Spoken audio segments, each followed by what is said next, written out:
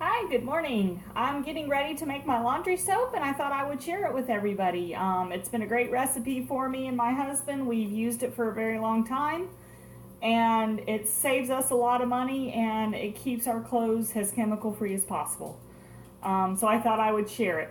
All it takes is some super washing soda that only costs a few dollars at the store, some borax, again, only a few dollars, and Dr. Bronner's. This is a bottle I've had, and you can see where it's at right now since January. I've made 3-gallon things of laundry soap from it. We have 2 dogs, so it's a lot of laundry. And I also make my soft scrub from it and what we mop our floors with. So this bottle, it was like $12 and something at the store for this bottle, but it's lasted me. We're in April now, so that's 4 months. Or getting close to 4 months, so very happy with it. So what I'm doing right now is I'm actually boiling some water. I'll show you. I'm getting it hot. It doesn't have to completely boil. The water just has to be hot enough for the stuff to dissolve. It's still not that hot, but I'm going to go ahead and what I'm going to do is I'm going to put a half a cup of the super washing soda in there.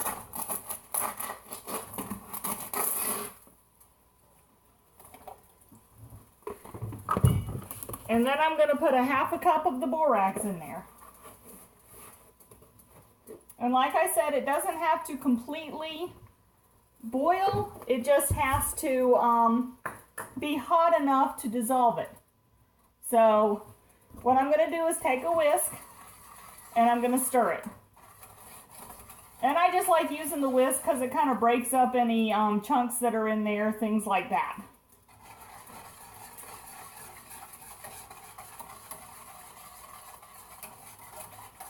And I don't know if you can see it. Hold on. So it's kind of cloudy right now. If you can see, it's cloudy. So I'm going to stir it until it's clear. And it generally doesn't take very long, especially with hot water. And like I said, it doesn't have to completely boil. It just has to get clear. That's all we're looking for right now. And then once it's clear, I'm going to turn off the burner and I'm going to add my Dr. Bronner's. I think I should be a spokesperson for Dr. Bronner's. I use that stuff for everything. That is an awesome, awesome soap. I mean, when you can buy one thing of soap and get as much stuff as you want off of it, you can't argue with it. So I'm going to pause this video while this turns clear. Hey, I'm back. So maybe about 5 minutes if that's gone by. As you can see, the water's not boiling yet. Hold on. It's not boiling yet, but it's got a translucent look to it. I don't know how well you can see it. So it's translucent. That's what we're looking for right there because it means all the powder's dissolved. So hopefully you could see that pretty decent. Go ahead and set you back down. So now we're going to add our Dr. Bronner's. I got peppermint scent because it doesn't really stay in the clothes, the smell doesn't. And you know, what residual you do smell, I mostly smell it when I take it from the washer to the dryer. But it just gives it a nice, fresh, clean scent. So as you can see, I still have some Dr. Bronner's left. So I'm going to put this cup of Dr. Bronner's in here. And I put the cup in there just to get any, you know, of the gel that's around the outside. So I don't waste any of it.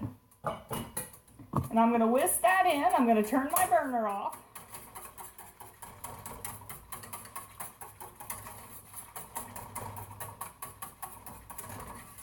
And you don't want to whisk too much, just enough to get it mixed because it's going to create bubbles. I'll show you. See how it created the bubbles on the top? What I'm going to do now is let this cool. Normally what I do is set it outside for a little while, and for some reason when I set it outside it cools a lot quicker, you know, obviously, but it also causes it to gel up a lot quicker than just setting it on my kitchen counter. So that's what I'm going to do with it. I've noticed depending on the humidity outside and stuff, the weather conditions, sometimes it takes longer, sometimes it's not as long. So this is how I'm going to do it. Now when we come back and I get to mix it, I'll tell you how long it took. Thanks. Okay, I'm back. It's been about 8 hours. I've had this sitting on the porch, and let me show you what it looks like. It's kind of white and gelled up. So all you do is you take your whisk and you whisk it some to break up the chunks, and it kind of makes it more of a like lotiony consistency. And from there, all I'm going to do is put it in a gallon jug and top it off with water. So let's go ahead and do that. See, that didn't take long at all. So let me twist you around here. See?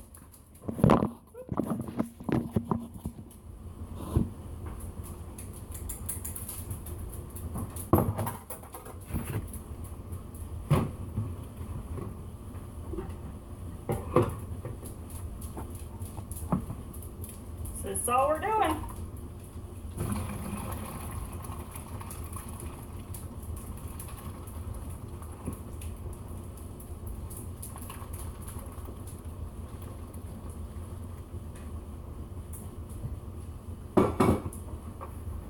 And that pot came to here, as you can see, and I'm just going to top the rest of it off with water. So we'll go ahead and top it off. So doing it this way, what we've calculated is this roughly cost us, maybe each gallon cost maybe about 90 cents to make. I mean, it takes the cost down, and a gallon lasts us quite a bit. We use 1/4 cup in our laundry, and then in the fabric softener side, we put white vinegar in there because white vinegar helps deodorize, and you're not getting all the chemicals from it. So, and it's been working great. Like I said, we've got dogs and stuff, and that's what we wash with, and everything comes out fine. We haven't had any issues with it. And it's a lot cheaper, and we know what's in it. There's not like a whole list of chemicals that you're like, what is this? What is this? So it's starting to foam over a little bit at the top. All right.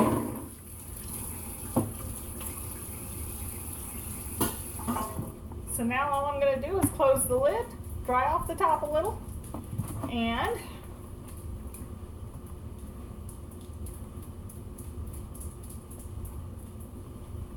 there you go, a gallon of laundry soap.